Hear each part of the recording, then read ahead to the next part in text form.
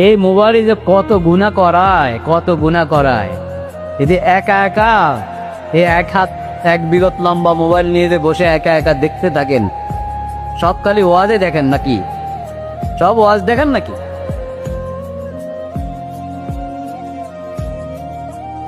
Smartphone থেকে যত দূরে থাকতে পারেন তত ভালো, যত দূরে থাকতে পারেন তত ভালো।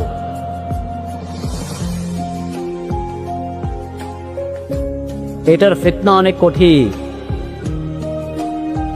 ঘরের বড়দেরকে দেখলে ছোটদের হাতে দেয় কি যায় না, ছেলেদের হাতে থাকলে মেয়েদের হাতে দেয় কি যায় না, শ্বশুরের হাতে থাকলে বৌমার হাতে দেয় কি না যায়।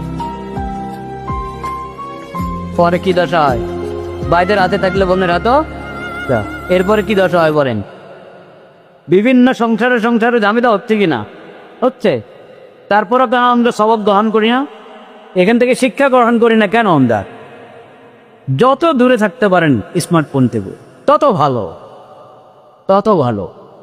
আর যদি কেউ হিম্মত করিলে আমার ঘরে স্মার্টফোন ঢুকতে পারবে না, বড় মোবাইল আমার ঘরে ঢুকতে পারবে না, কেউ যদি এরকম স্বচ্ছ অর্ডার পরিচয় দিতে পারেন, তাহলে এই জমানার জন্য সে পাক্কা মুমিন। বলেন আলহামদুলিল্লাহ।